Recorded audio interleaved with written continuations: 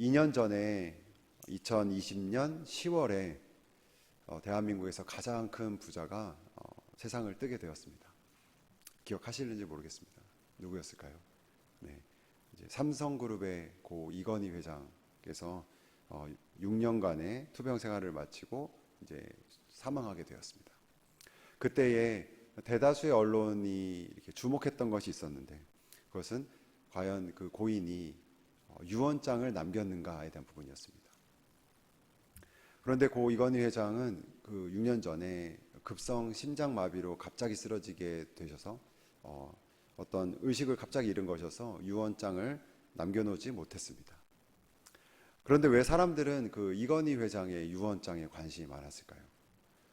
그것은 바로 그가 재산이 정말 많은데 그의 재산을 과연 그의 자손들이 어떻게 나누어 가질까에 대한 부분이 가장 큰 관심이 있었던 것입니다. 그런데 하나님의 사람 야곱은 유언을 남겼는데 그의 유언은 세상의 유언과는, 세상 사람들이 봤을 때 중요했던 그 관점과는 다른 내용을 담고 있습니다. 그래서 오늘 이 야곱의 유언을 가지고 이것 통해서 하나님께서 이 야곱의 유언을 왜 성경에 남겨두셨는지, 이 말씀을, 이 유언을 통해서 우리에게는 또 어떤 메시지를 오늘 우리에게도 주시고 계시는지 우리가 오늘 말씀을 통해서 은혜를 누리고자 합니다. 오늘 본문 말씀 1절을 제가 다시 한번 읽어보도록 하겠습니다. 이일 후에 어떤 사람이 요셉에게 말하기를 내 아버지가 병들었다 하므로 그가 곧 두 아들 므낫세와 에브라임과 함께 이르니. 이 오늘 본문 말씀은 이일 후에라는 단어로 시작합니다. 한 개 구죠.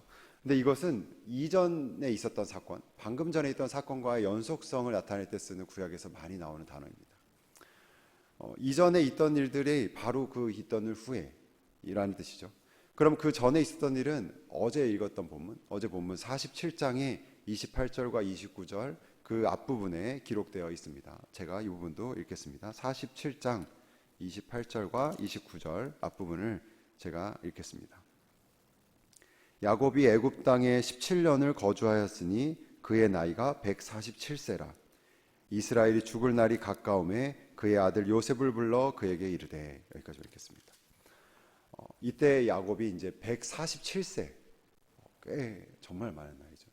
지금으로선 상상하기 어려운 나이인데 147세에 이르렀고 노쇠하였죠. 그러니까 성경은 그가 직접적으로 이제 죽을 날이 가까웠다라고 그대로 표현해주고 있습니다. 이렇게 자신의 죽음을 감지한 노인 이제 야곱은 어제 본문에 이어서 오늘도 자손들에게 유언을 남기고 있는 것입니다. 실제로 야곱의 건강은 어제 본문보다 오늘 더 이르러서 이 오늘 본문이 조금 더 악화된 것으로 묘사하고 있습니다.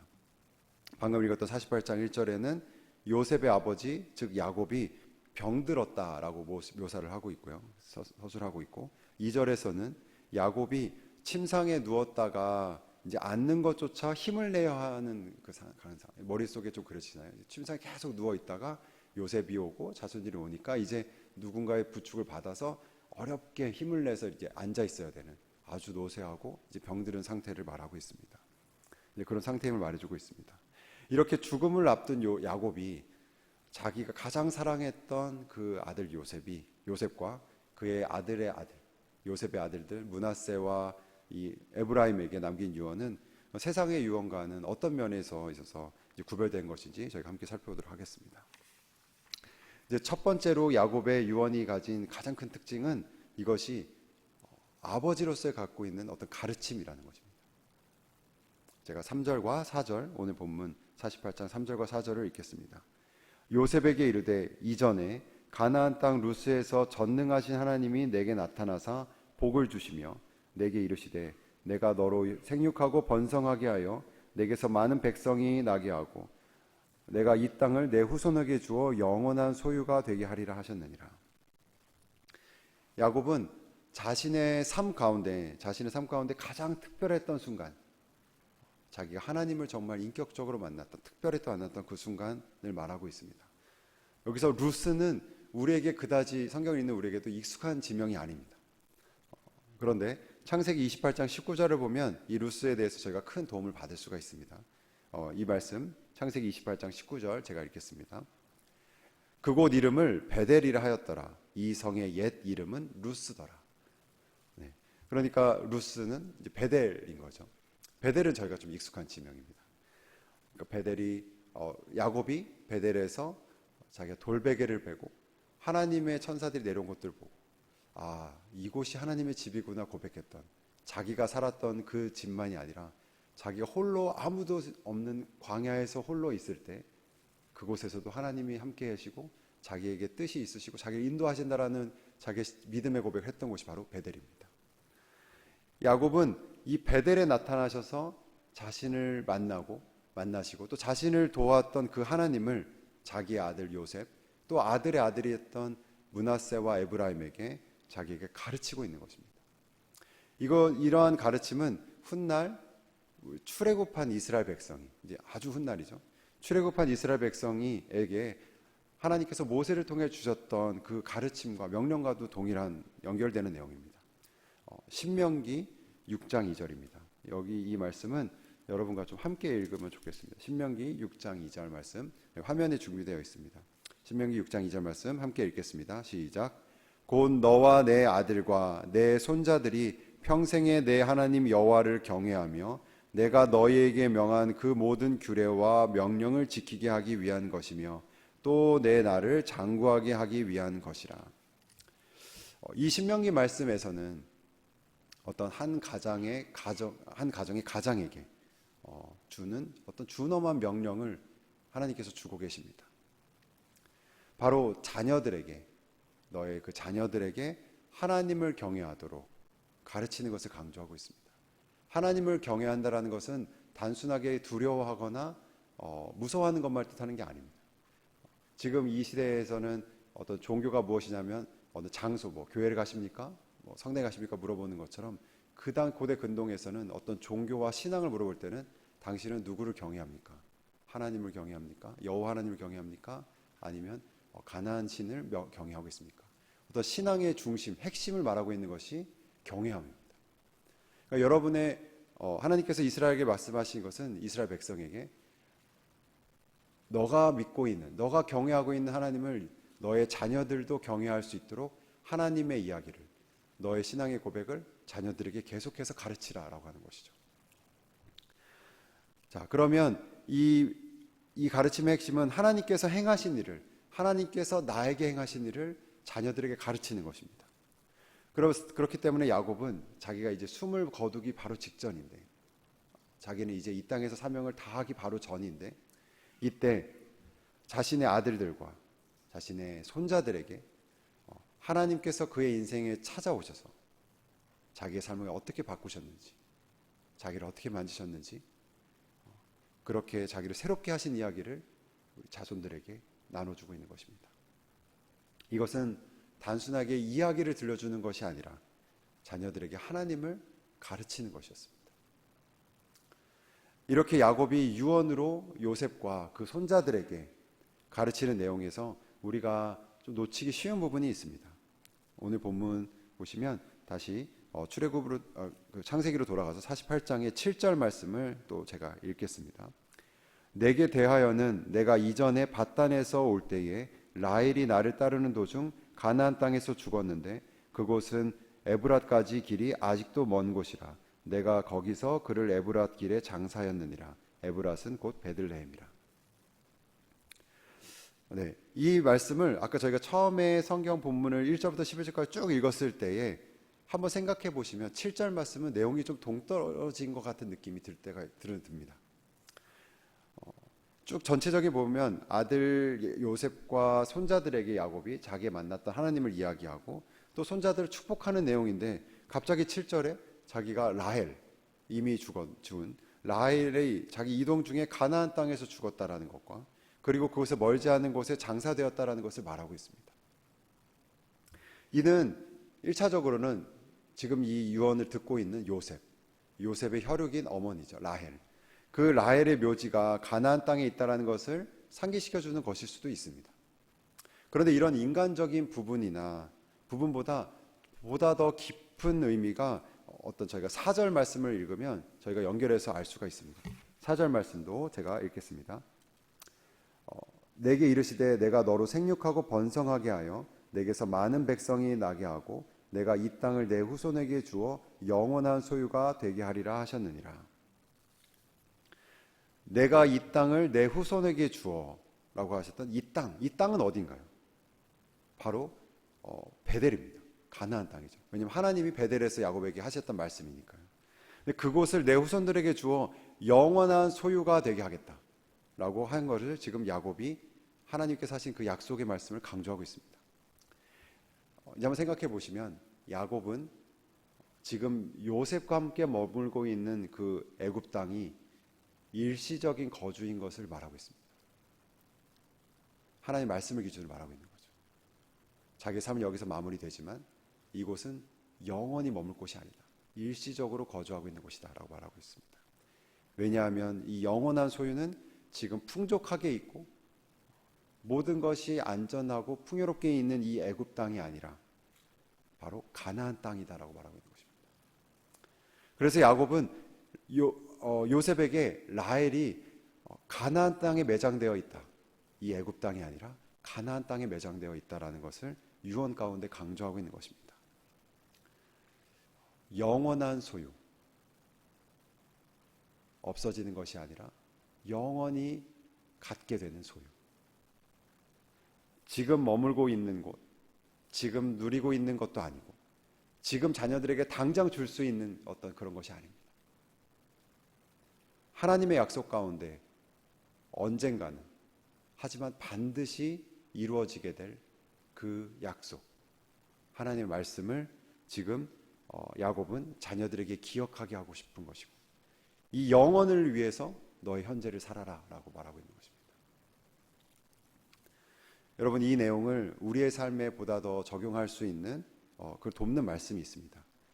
전도서 3장 11절 말씀입니다. 이 말씀, 전도 3장 11절 말씀, 화면에 준비가 되어 있어, 되네요. 화면에 준비되어 있는데 우리가 소리 내서 함께 읽도록 하겠습니다. 하나님이 모든 것을 지으시되 때를 따라 아름답게 하셨고 또 사람들에게는 영원을 사모하는 마음을 주셨느니라. 그러나 하나님이 하시는 일의 시종을 사람으로 측량할 수 없게 하셨도다. 아멘. 여러분, 지혜의 사람 솔로몬도 이렇게 증거하고 있습니다. 하나님께서 영원을 사모하는 마음을 하나님의 사람들에게 주셨다. 사랑하는 하늘의 성도 여러분, 하나님께서는 우리에게 영원을 사모하는 마음을 주셨습니다. 바로 그것을 우리의 마음 안에 두셨습니다. 우리는 이 땅에 발을 딛고 살아갈 수밖에 없는 존재이지만 이 땅에 영원히 살 존재들이 아니라 영원 가운데 존재하도록 지음받은 존재들입니다. 하지만 우리의 죄성은 계속해서 고개를 떨구고 땅을 보게 되는 죄성이 우리 가운데 있죠. 야곱은 하나님의 말씀 가운데 약속하신 그 영원한 소유가 어떻게 성취될지는 본인도 아주 부분적으로밖에 알지 못했습니다. 어떻게 될지 다 알지 못했습니다. 하지만 풍요롭고 만족하게 되는 이 애굽 땅이 아니라, 자신의 아들이 애굽 전체를 통치하고 있는 애굽 땅이 아니라 가나안 땅에서 이루어질 것을 믿고 또 그렇게 알았기에 지금 애굽의 총리인 요셉에게 영원을, 하나님의 말씀을 기억해서 가나안 땅을 기억하게 하고 있는 것입니다. 여러분, 말씀을 듣고 또 기도하기에 오신 성도님들, 그리고 또 영상을 통해서 참여하신 성도님들, 대부분 여러분들은 가족들이 계실 것입니다. 사랑하는 자녀들도 있으실 것이고 또 이미 눈에 넣어도 아프지 않은 손주들을 가지고 있는 여러분들도 계실 것입니다. 성경은 여러분의 자녀들에게, 그리고 여러분의 손자들에게, 자손의 자손들에게 이 땅에서 언젠가는 사라질 것들이 아니라 영원 가운데 성취될 것을 그 자녀들에게 기억하게 하라고 하시고 또 그것을 가르치라고 권면하고 있습니다. 오늘 이 야곱의 유언이 어떤 신앙적인 가르침의 첫 번째 특징이라면, 두 번째 특징이 하나 더 있습니다. 그것은 야곱의 유언이 바로 신앙의 고백이라는 점입니다. 11절 말씀을 여러분 함께 읽겠습니다. 48장 오늘 읽었던 11절 말씀입니다. 함께 읽겠습니다. 요셉에게 이르되 내가 내 얼굴을 보리라고는 생각하지 못하였더니 하나님이 내게 내 자손까지도 보게 하셨도다. 야곱은 자신이 정말 아끼고 참으로 사랑하는 아들 그 요셉이 자신의 곁을 떠났을 때 정말 깊은 슬픔 가운데 아주 긴 기간을 살았습니다. 그 상심이 너무나도 커서 자신의 다른 아들이 11명이나 있었음에도 불구하고 다른 그 아들들 그리고 자신이 가지고 있는 많은 것들, 누리고 있는 많은 것들로 위로를 받지 못했습니다. 야곱은 아마도 자신의 어렸던 아들, 그의 기억 속에 있는 어린 요셉, 그 요셉의 얼굴을 계속해서 기억하고 떠올려서 언제 너무나 그 얼굴을 만지고 싶고 그 어린 아들 요셉을 안고 싶고 함께하고 싶다고 속으로 고백하며 아마 눈물로 그때를 그리워했었을 것입니다. 그런데 저희가 지금 성경을 보았던 것처럼 그의 인생 말년에 하나님께서 정말 야곱이 생각지도 못하게 그의 사랑하는 아들 요셉을 보게 하시고 요셉의 얼굴을 보게 하시고 요셉의 얼굴을 만지게 하셔주셨습니다. 그리고 저희가 성경에서 읽었던 것처럼 야곱은 요셉을 끌어안고 오랫동안 울었죠. 그의 간절한 소원을 하나님께서 들어주셨습니다. 그런데 야곱의 이 고백처럼 하나님께서는 요셉뿐만이 아니라 요셉의 자녀들도 보게 하시고 심지어 요셉이 애굽 땅에서 총리로 온 땅을 다스리게 하는 것도 보게 하셨습니다. 그리고 요셉이 애굽의 총리가 된 것은 단순히 그가 높은 사람이 되었다라는 것이 아니라 하나님께서 요셉에게 꿈으로 계시해 주셨을 때 야곱조차도 그것을 받아들이지 못했고 이해할 수 없었던 그 꿈을 하나님께서 그 아들 요셉을 통해서 이 애굽 땅에서 이루셨다는 것을 자기가 깨닫게 된 것입니다. 하나님께서 하신 말씀은 반드시 성취된다는 것을 야곱은 경험하게 되었습니다. 그렇기 때문에 이 야곱의 고백, 하나님께서는 내가 생각한 것보다 더 크게 일하시고 그것을 나로 하여금 보게 하셨다 라는 이 신앙 고백은 참으로 놀라운 것입니다. 이 고백을 다른 사람이 아니라 성경에 있는 다른 사람도 아니라 야곱이 한 고백이라는 것을 우리는 한번 생각해 볼 필요가 있습니다. 여러분, 야곱만큼 꾀가 많고 야곱만큼 자신의 생각이 많고 자신의 뜻을 이루기 위해 이렇게 많은 생각과 시도를 한 사람이 또 누가 있었을까요? 그러한 야곱이 하나님은 인간인 우리가 내가 생각하는 것을 그분의 방법으로 하나님의 때에 그러니까 우리가 생각하지도 못했던 것을 하나님의 때에 하나님의 방법으로 온전하게 이루시는 분이시다라는 고백을 자기의 자녀들에게 지금 하고 있는 것입니다. 지금 므낫세와 에브라임을 야곱이 하나님 주신 마음으로 축복하고 있지만 그 손자인 그들에게 그래서 르우벤과 시므온처럼 그 아들의 자리에 준다고까지 야곱이 지금 말하고 있지만 그 야곱조차 훗날 이 므낫세와 에브라임이 이스라엘을 이루는 12지파가 되어서 정말 르우벤과 시므온처럼 땅을 같이 차지하게 되고 하나의 지파를 이룰 것이라는 것은 아마 야곱은 몰랐을 것입니다. 더더욱 자신의 아들 중 하나인 유다의 후손 가운데 하나님의 아들이신 하나님 본체이신 성자 하나님 예수 그리스도께서 자신의 아들들 가운데 태어나셔서 온 인류를 구원하신다는 이런 일이 일어날 것인 이런 구원이 일어날 것이라는 것은 아마 야곱은 몰랐을 것입니다. 하지만 하나님은 그 어떤 사람도 생각하지 못하는 그것을 하나님의 방법으로 이루시고 그것보다 더 크게 일하시는 분이신 것인 거죠. 사랑하는 성도 여러분, 저와 여러분 모두가 야곱이었습니다. 그리고 어떤 면에선 우리는 지금도 야곱입니다. 우리의 생각과 우리의 뜻이 항상 하나님의 뜻보다 더 앞설 때가 많습니다.